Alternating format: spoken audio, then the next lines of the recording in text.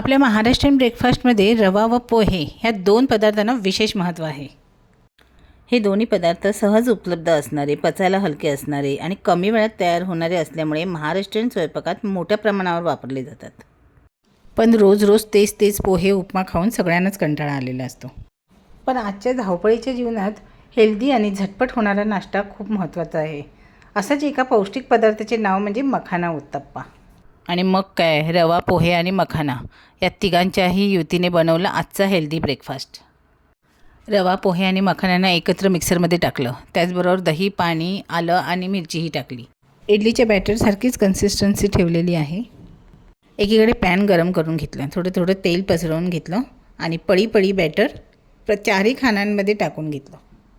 आता उत्तप्पा करतो त्याचप्रमाणे कांदा, टोमॅटो, मी गाजर किसून घेतलेलं आहे, तुम्ही कॅप्सिकम पण टाकू शकता। बारीक चिरलेली कोथिंबीरही त्यावर टाकून घेतली। वरून थोडासा पावभाजी मसाला मी पसरून घेतलेला आहे। पावभाजी मसाला टाकणं पूर्णपणे ऑप्शनल आहे, तुम्ही स्किप पण करू शकता। 2 मिनिटांसाठी झाकण ठेवून शिजवून घेतलेलं आहे। नंतर बाजू पलटून दुसऱ्या बाजूनेही शेकून घेतलेलं आहे। मखाना उत्तप्पा हा पारंपरिक उत्तप्प्याचा एक हेल्दी पर्याय आहे।